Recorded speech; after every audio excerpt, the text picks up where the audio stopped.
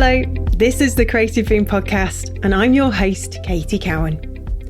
For episode 56, my guest is illustrator Katie Chappell, someone who specialises in live illustration for global clients such as Facebook, Google, and Apple. Based in Berwick-upon-Tweed in northeast England, Katie also describes herself as a virtual scribe and a live graphic recorder with the superpower to condense 90-minute conferences into 90 seconds. On her website, I love that she says, "I'm here so that people don't die of Zoom fatigue or boredom. I consider myself a spoon feeder of boring information, bringing people back from the brink of OMG, not another Zoom meeting." Elsewhere, Katie is the co-founder of The Good Ship Illustration, helping illustrators and image makers navigate a creative career. It's apparently helped over 700 students so far, and the same platform also has its own podcast, which I highly recommend. You can hear Katie chatting with her good pals, Helen Stevens and Tanya Willis, also both successful illustrators, about all sorts of things relating to running a business and being an illustrator professionally. Here we chat about how Katie found her niche in live illustration, how she copes with working for huge brands like Google, particularly when the work is live. We also talk about how she embraced where she now lives, having spent 5 years in Berlin. And Katie explains why there's no shame in a part-time job when you're trying to make illustration a full-time career. We also discuss productivity tips, business planning, and why having your own creative community is everything. Our sponsor for Season 2 is Shillington, the original graphic design bootcamp, where in as little as 3 months, you can go from dreamer to designer. We'll be hearing some helpful career advice from Shillington later in the show. But for now, here's my chat with Katie.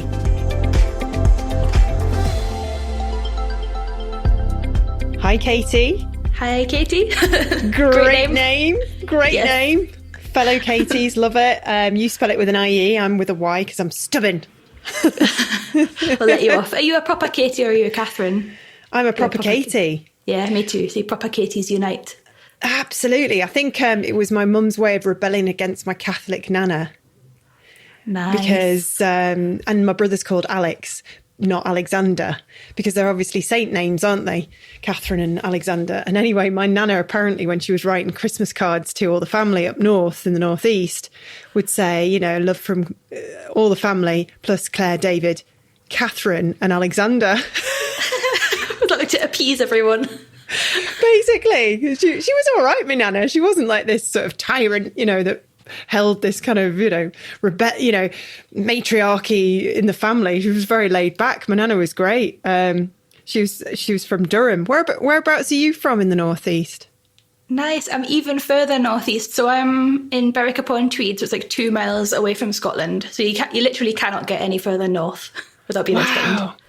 And does somebody who lives in the northeast recognise the different accents of the northeast? Because it's so diverse. Definitely. It's mad. Like, even if you go like 5 miles north, everyone sounds super Scottish. But if you go south, everyone sounds all Geordie and Newcastle. It's really like a few miles makes such a big difference to accent. Yeah. Isn't it wonderful? We have such a rich and wonderful country. I just love all the accents that we have.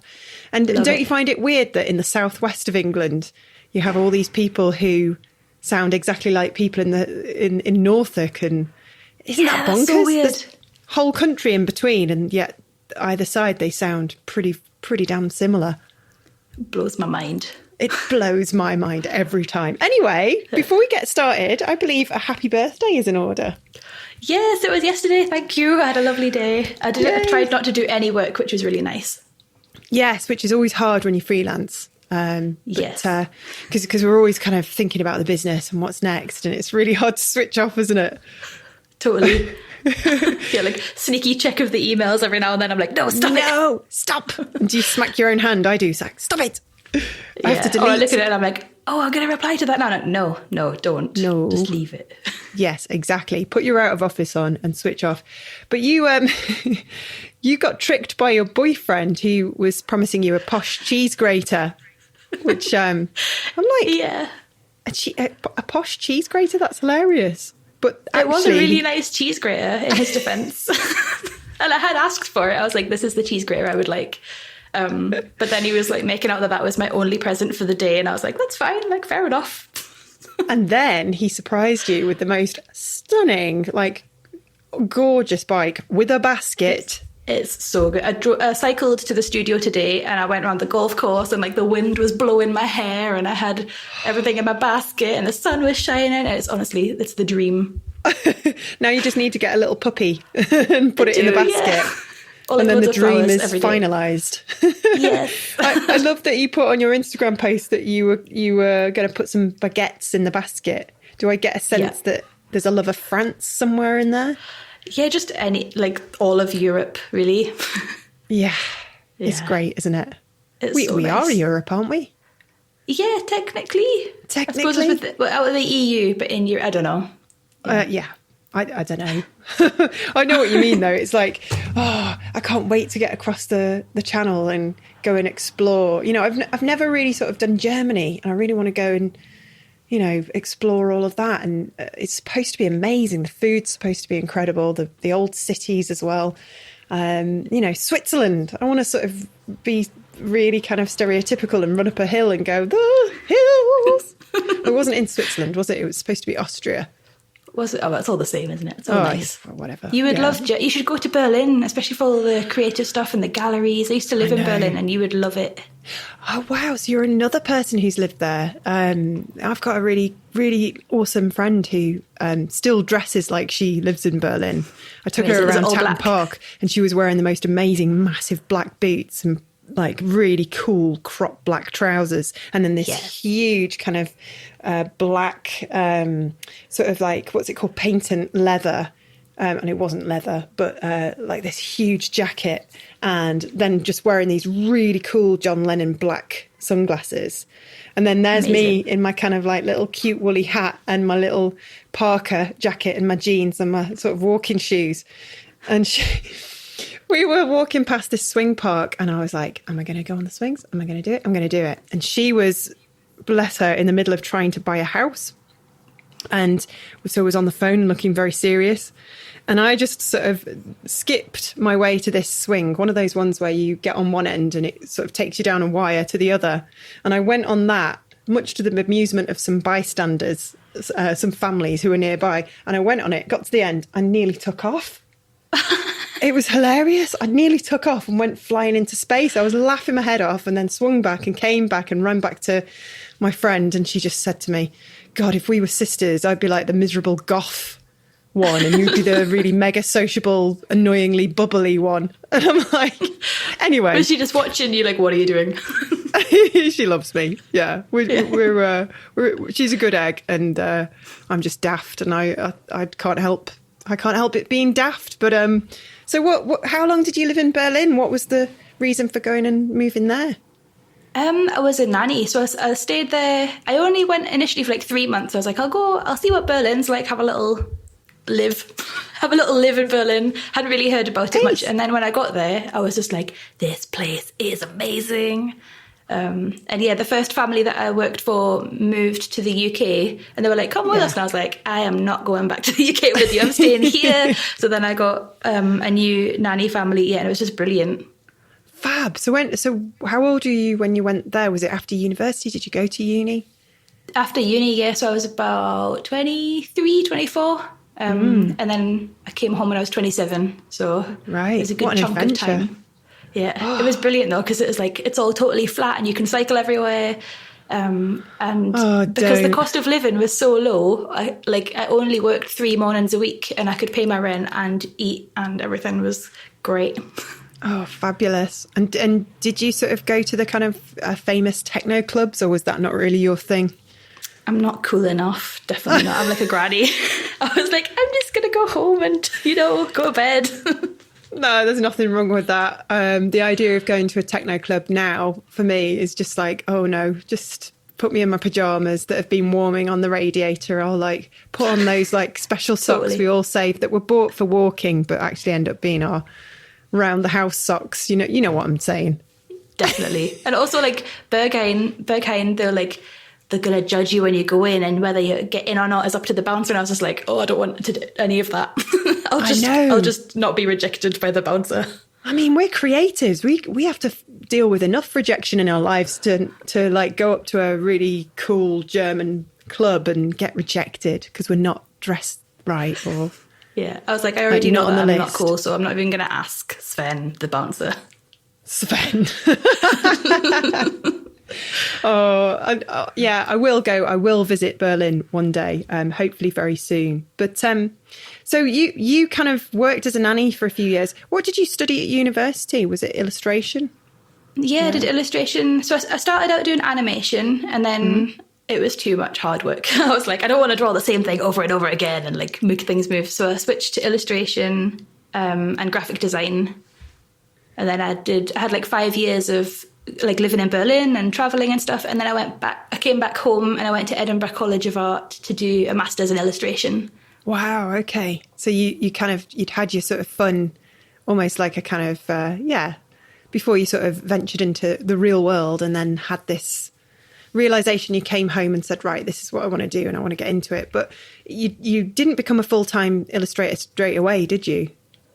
No, absolutely not. So, when I first came home, I was studying all the time at Edinburgh. So I was sort of working part-time. So I lived with my mum in the spare room, and, I was like trying to get work when I could.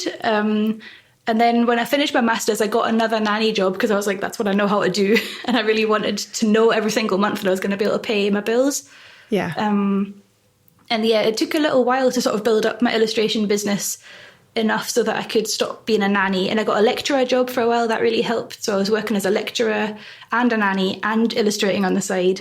And then eventually sort of crowded it out so that I was just a lecturer and an illustrator, and then now I'm just an illustrator, and I run the Good Ship Illustration with my friends Helen and Tanya. Yes. But yeah, it's been a long journey of like nannying a lot. Yeah, and exactly. And now you're sort of a live event illustrator. What exactly is a live event illustrator for those who don't know? Yeah, so when I was doing my master's, I got obsessed with reportage and like war artists going to places and drawing on the spot. And I was just like, that's amazing. Like, it's so much more interesting than a photograph or something, because it's like they're capturing something extra special. And when I was doing that research, I found graphic recording and live illustration. And part of me was like, that's so cool, but I could probably never do it because it sounds so difficult, like drawing on the spot and, like listening and drawing at the same time. Wow. Yeah, somebody in Edinburgh Uni, they put a call out for students like internally saying, does anybody want to come and draw our sustainability event? Wow. And I was like, this is my chance. I can try it out and see if I like it. And it was low stakes enough that I was like, if it goes really badly, I can just not tell anyone and carry on being a normal illustrator. Yeah, exactly. But it went really well and I loved it. And that was kind of the start of becoming a live event illustrator. And now I just draw at events. They're all online at the moment still, but I like capture what people are saying and turn it into a big picture at the end. Oh, it's brilliant. And you've done stuff for Apple, Facebook, Google. That's not bad, is it? Still not sunk in. And it's so weird because over the past year, I've just been like in my spare bedroom or in my pajamas doing this work. And I'm like, well, just finished illustrating for Apple. That was good. I'll put the kettle on. Like, it's very bizarre. I bet it is surreal. And do you get like mega nervous before? Do you feel like your heart racing? Think, oh my God, there's lots riding on this. I've got to do a good job. And yeah, at the beginning I did. I used to feel like I was going to be sick and I'd be sweating and like a week before I wouldn't sleep very well. But now I think I'm kind of completely desensitized to it. And yeah, I've probably broken my adrenaline at this point because I'm just like, oh, well, it's fine. There's only like 1,000 people watching. It's going to be okay. It's absolutely fine. What could possibly go wrong? Exactly. Do you have any like dream clients you've not yet worked with? I mean, it's difficult to top that list, but... Yeah, I used to make lists like this all the time. I was like, people I want to work for, and they do tend to get ticked off. But one that I haven't worked for, they've been in touch and it's just never happened, is Adobe. That's like my dream client. They'll be in touch. They will. They will. Adobe, if you're listening. Yeah, call me. So you've like gone through this whole process of like, okay, this is what I want to do, and you've made it a success, and you had some years where you weren't doing illustration full time, because there's no shame in that, is there? All of our paths are different, and sometimes rocky, sometimes people get really lucky and fall into something, while it might take some of us 10, 20 years to do what we love, which sounds an awful long time, but it's just one of those things, isn't it? Totally. And it's something, so in the Good Ship, that a lot of students say like, oh, like I've got a part-time, but I feel kind of bad about it. Like if people say, oh, you're an illustrator, I feel like a fraud because I've got a part-time job. And I always say to people like, no, it's so good. Like if you've got a part-time job, that's like a secret weapon because you're gonna be able to pay your rent. You can say no to clients who come at you with a low budget. You can negotiate up because if they say no, you're like, okay, well, I can still eat this month. Yeah, so I think it's a brilliant thing having a part-time job.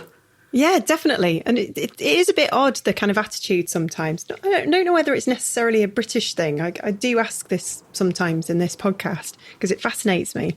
But like, you know, if you say that you're closing down a business, you know, everybody's like, oh, yeah, hold on to the table. And they're like, oh my God, you failed. You failed. And it's like, no, I haven't.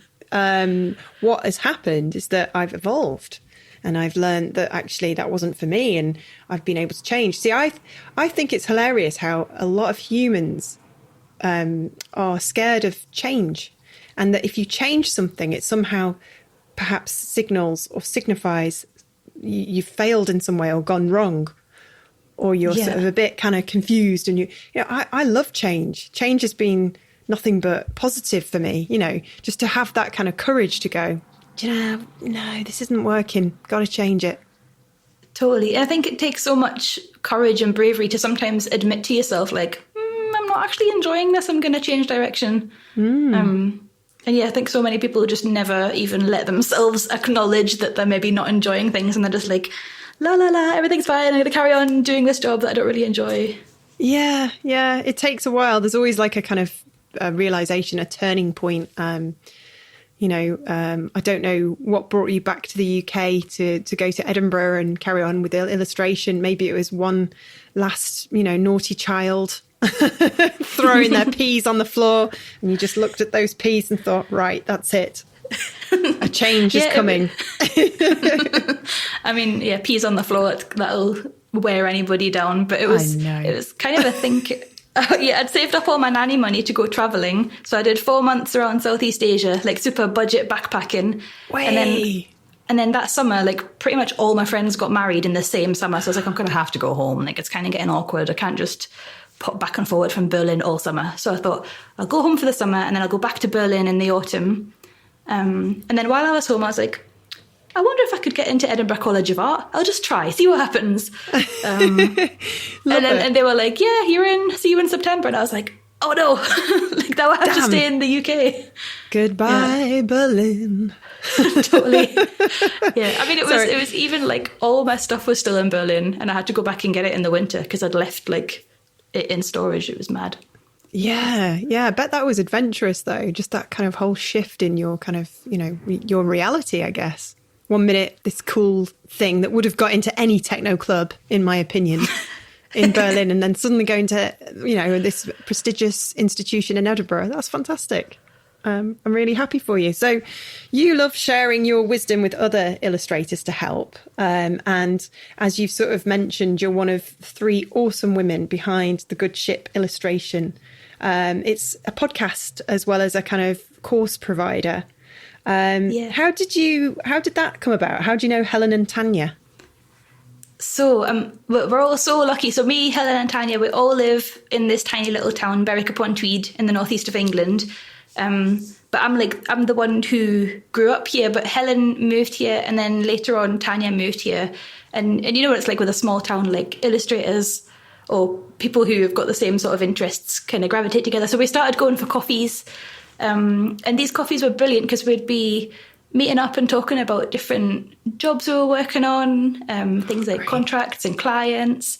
And it just got to a point where we're like, this is like so good that we can share all this information. And it would be really, really nice if we could share it with more people because, yeah, I mean, Helen and Tanya are incredible. Helen is a picture book illustrator. She did How to Hide a Lion. Wow. She's won lots of fancy awards. It's been turned into a stage production and everything. Wow. And Tanya has I think 30 years of teaching experience in Hong Kong, teaching illustration. And she's done illustrations for like the sides of planes and trams. So it was like, really incredible to combine all of our knowledge and create this. We've got one course so far. We're going to make more this year, but it's just been absolutely incredible to create this community and help people. And I love it. And in a small town as well. I think that's quite unusual. Very lucky. Yeah, it's weird, really. Yeah. There's not very many people here, but we're here. Yeah, and starting this global community. So there is a course. It starts today, in fact, the 28th of May. So I don't know if people will be able to enroll in future, but, perhaps we can share links in the podcast description. And it's about finding your creative voice. Yeah, absolutely. It's such a hot topic for illustrators because illustration has just exploded in the last sort of 10 years. And so many people are doing it now. It's so important to find what makes you you and to stand out. Yeah, that's the thing. And I think even when we were talking about Sven the bouncer at Berghain, it's like trends, isn't it? Like if you think you've got to be a certain way to get work or to get into Berghain, that it's not really you, is it? No. I think it kind of plays into that. And we just don't want people to feel like they have to fit into a mold or see a certain style that's working and then put it on like a weird, uncomfortable jacket and then be like, this is my work. And then, because it's not going to be sustainable, is it? Like if you get 10 years down the road, you're like, I hate everything I do. So we're trying to help people discover exactly what they want to do and then just do that. Yeah, no, I'm just laughing at that I hate everything I do thing because the face you pulled was hilarious. But you're right. You're absolutely right. I think a lot of us fall into that trap where we kind of look at what the industry's doing, look at what other successful people are doing, and we go, okay, that's worked for them, so that's what I'll do.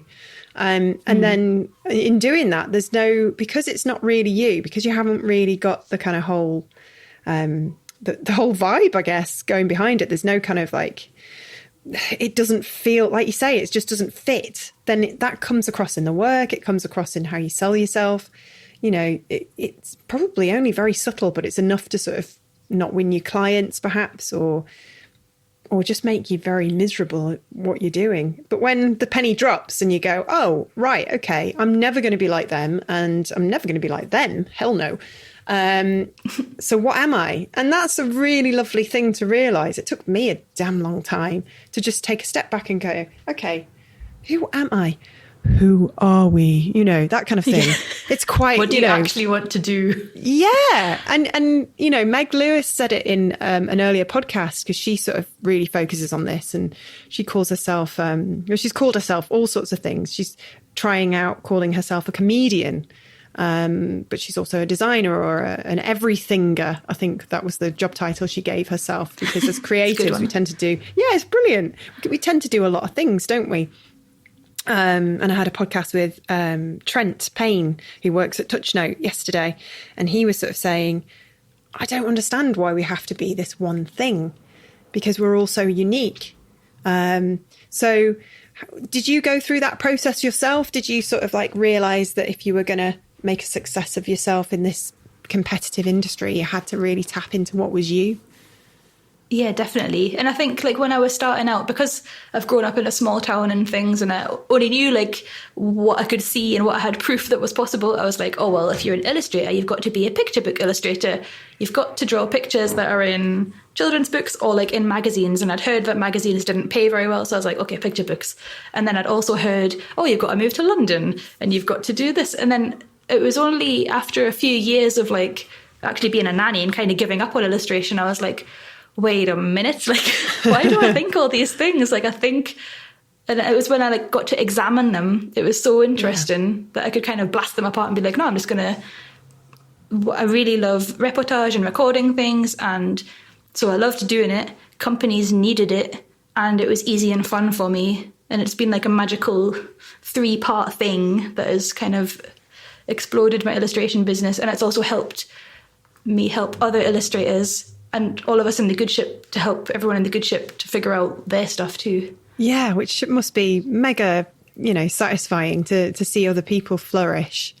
Because there's enough work to go around, isn't there? People are always like, why are you giving your secrets away? Why are you sharing all your tips? I'm like, well, why not? It's great. There's a lovely community you can build out of it. And You know, what else are we going to do with our lives? Just sort of all me, mine.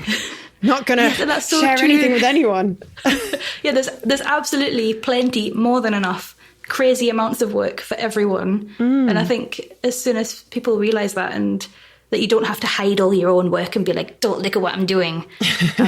Everyone wins. It's a win-win. And if you pass work on to people, they do nice things for you. And it's just, the illustration community, it can be so supportive and lovely like that. Now for a little break to get a word from our sponsor, Shillington, the original graphic design bootcamp. Lovish Saini is a visual designer and also a teacher at Shillington's Manchester campus here in the UK. I asked Lovish, what do you think are the most important things to learn to become a graphic designer? I think a strong designer, in my opinion, needs to know 3 things. And those 3 things can really help you kind of set up yourself for a career in design.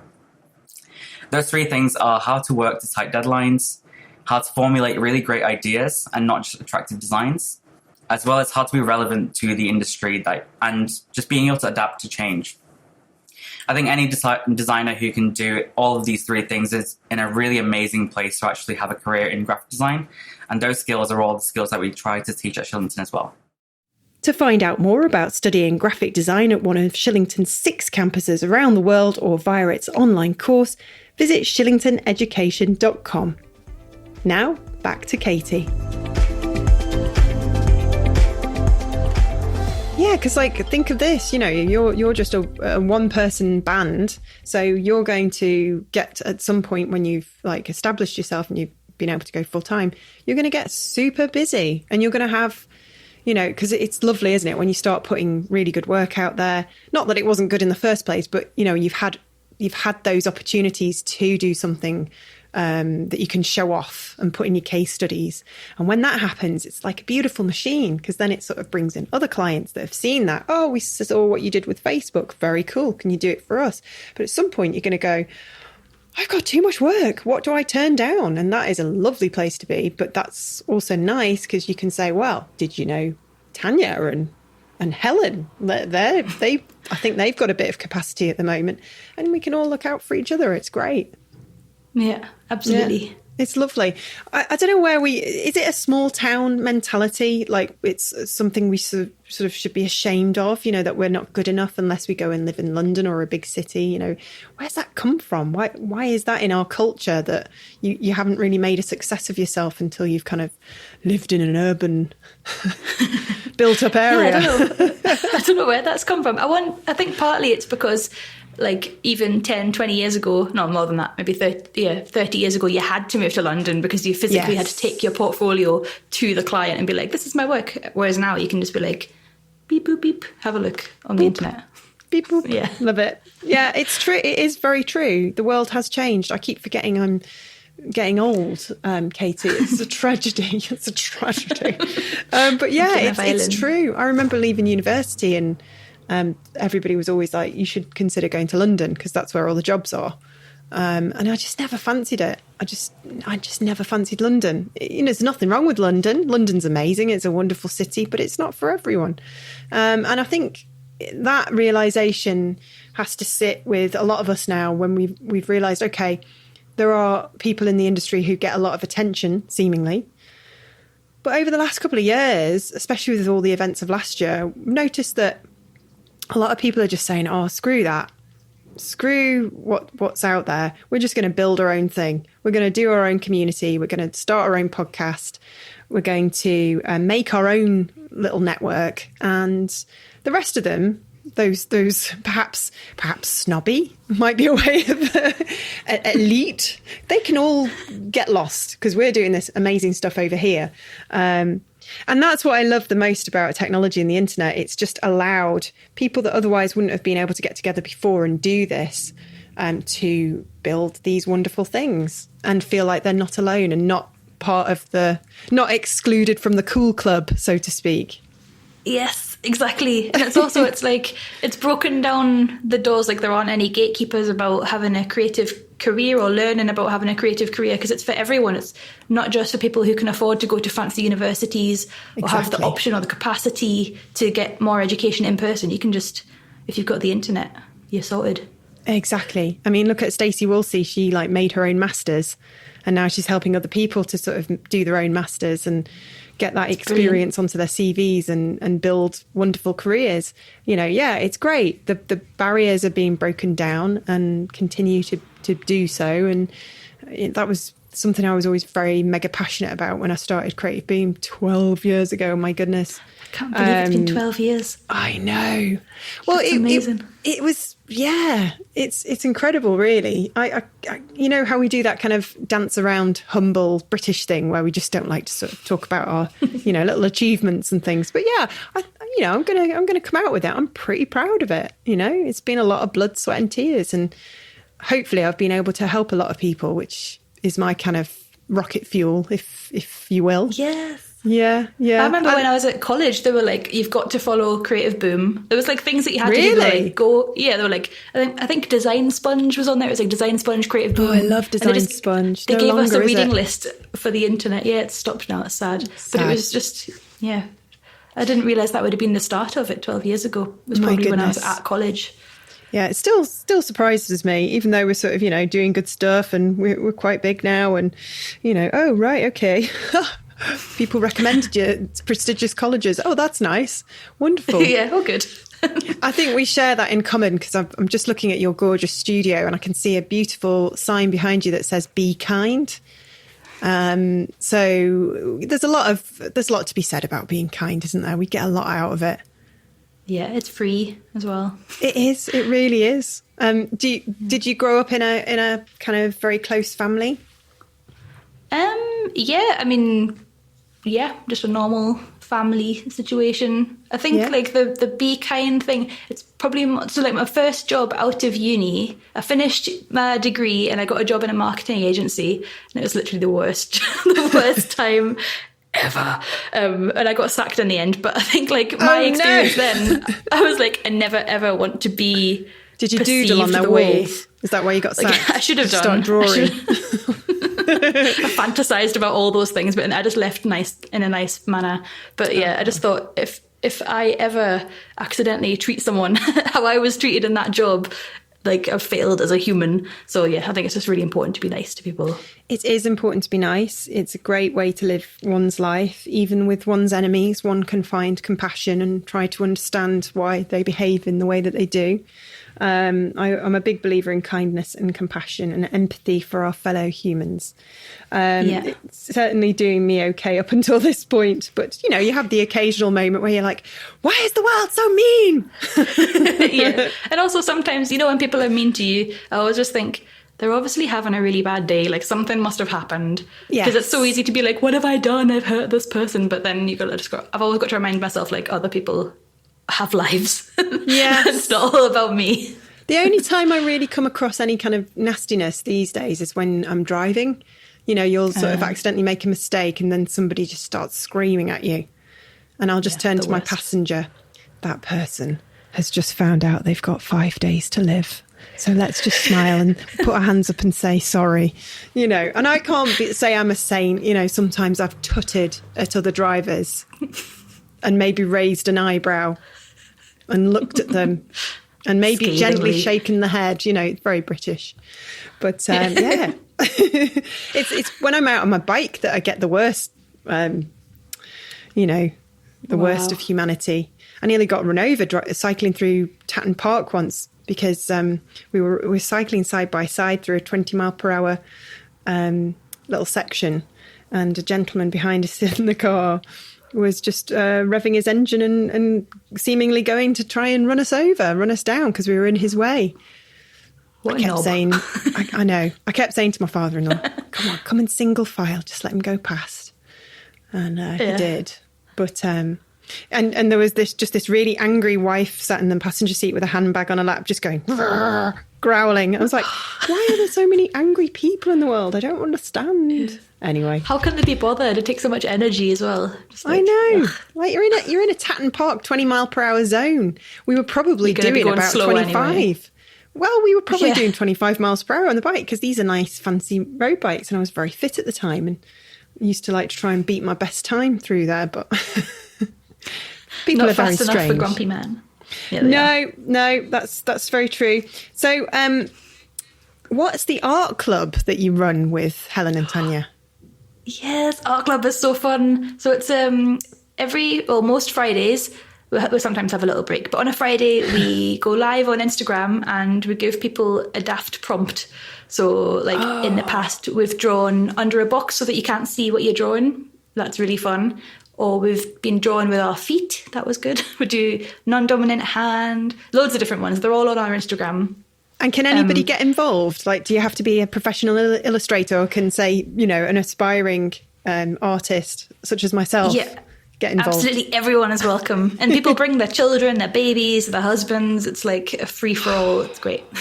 I bet that was a real kind of gem during the events of the last year. People really look forward to that. It was a bit of fun in a sort of dark time.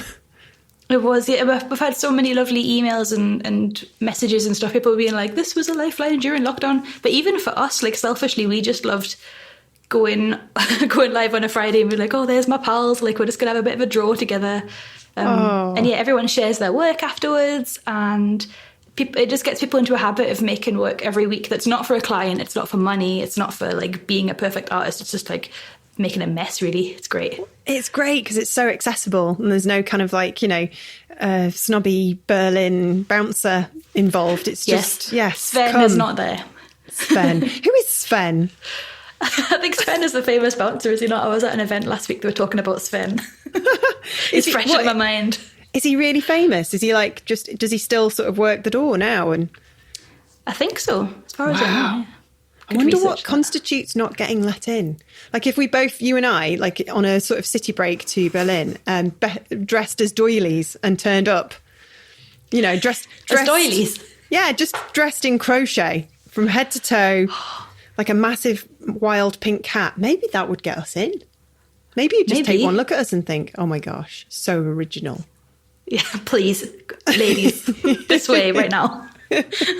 Maybe it's the attitude. Maybe it's like, you stand there in the queue like you're not desperate to be, considered cool. There's so many theories about it. It's like, apparently if you've got black hair, you're more likely to get let in. If you're not in a big group, you're more likely to get let in. Yeah, so you might be all right. You've got lovely dark hair. Well, I've just had some blonde highlights, and I bought my purple shampoo. Nice. You can't see it in this light, but I bought my purple shampoo ready so they don't go brassy. That's preparation right there. Oh, yes. I mean, I at some point, I'm not looking forward to going fully grey, but I am looking forward to having my hair grey so that I can make it platinum blonde. Oh, yeah. It'll be so easy as well. Oh, my God, so easy. Yes. So anyway, we're getting carried away. I keep forgetting I'm having these podcasts and I have to sort of bring it back to being professional rather than having just a nice girly chat. So you got a studio in December, which I find quite interesting because when people were sort of saying, oh, I'm never working in the office ever again or commuting, you've actually been one of the many actually who've gone, right, I need my own studio space. And you're there now. I'm there now. Yeah, it was a case of I couldn't work at home anymore. Like I was telling you about doing those big jobs for like Apple and Google and things in our spare room in my pajamas. And then it got to a stage where, well, firstly, the internet at home was really bad and the internet here is much better. And secondly, it's just lovely to have that work-life separation and to I leave home in the morning, I take my lunch and my coffee and I'm like, see you at like 5 o'clock. I'm going to work. And that's nice, there's no housework here. There's no interruptions. It's just, it feels so nice. And do you go to work on your bike with your little basket? I did today. So yes, I do. Oh, love it. Well, yeah, I was going to say, you've only had it one day, haven't you? I'm getting ahead of myself. Oh, I love that. And you've got that sort of bright pink cabinet behind you and all the sort of cute plants. Oh, wow. Is that an elephant? Is it an elephant's breath? Is it called? Elephant's ear? And then you've got a fern. This is a fiddle leaf fig, little ferny things. But yeah, this is kind of a rebellion to my house because my boyfriend's an antiques dealer, so our house is very brown and old things everywhere. And then I moved in here and I was like, right, everything colourful, shiny, pink and yellow and blue. It's beautiful. Totally girly. Oh, it's great. I've just done up this loft, which you can see behind me. Nice. It's kind of very Japandi, very minimalist, but I'm tempted to go and buy a plant. However, I've already got about 19 plants in the house, which It's not enough. oh my God, too many. Seriously. No. Like I've got an app called Planter on my phone, and it nags me every day. Like, these 6 plants in your living room need fertilizing. Your 2 plants in the living room need cleaning. I'm like, oh, just leave me alone. I've got too much on my list. And then the plants are just like looking at me and making me feel guilty. They're like, Katie, you got us into this, not us. You need to look after us now. Come on. But I think a plant's for life. So, you know, you have to look after them. I've only killed a couple. I think my proudest is my Chinese money plant at the moment. That's thriving. Yes, they're my favourite. I've got so many. Does yours have babies as well? They're just so satisfying. What, they can have babies?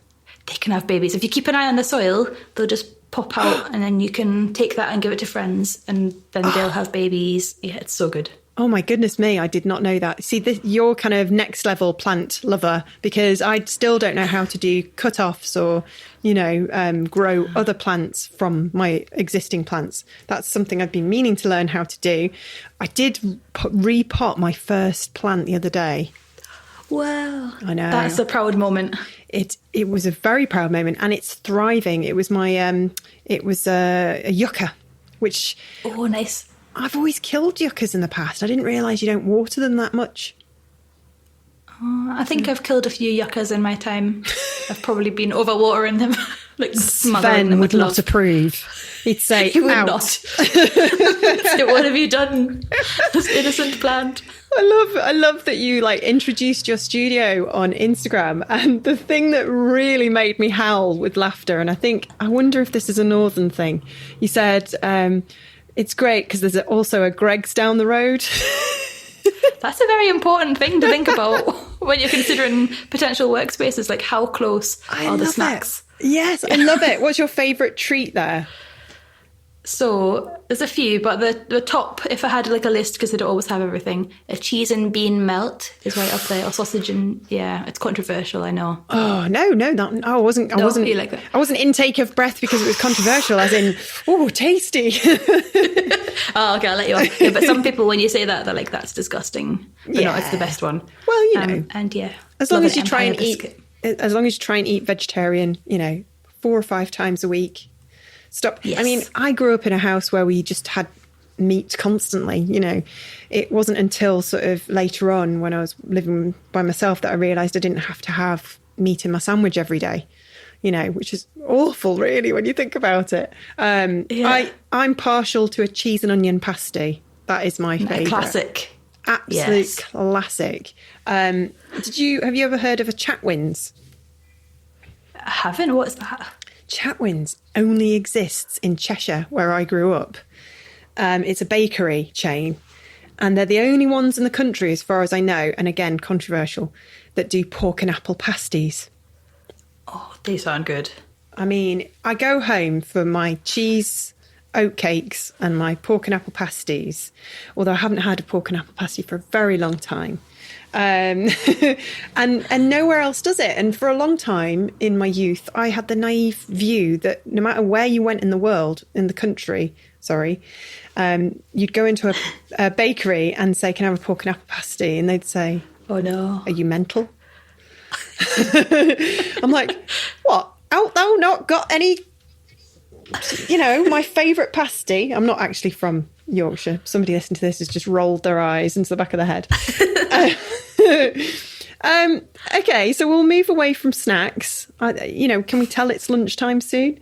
Yes, getting there. I see you were also on your website, which is just a lovely gesture. You give away a lot of free stuff, like, you know, lovely illustrated planners, just to sort of help people that little bit more and just add a little bit of loveliness into the day. You know, what started that? Did you just sort of think, oh, I've got a bit of spare time on my hands? And yeah, and I think like I just really struggle with getting stuff done. So I found things that helped me and I was like, I'm going to share these. So like there's one on there that's an idea park. So I don't know if you have this, you know, when you're working on a task. Yeah. And then because you're so involved in the task, your brain goes off and it's like, oh, what about this? Let's do this. And then you can just like put it in the idea park and it's still there. So you're not going to forget about it, but you also don't have to derail what you're doing and go off and down a rabbit hole. So that's fantastic. I never thought of that. I always thought, you know, a little notebook and you can scribble something down, but sometimes your notes just get all mixed up, don't they? Whereas an idea park is just a dedicated designated space. car park.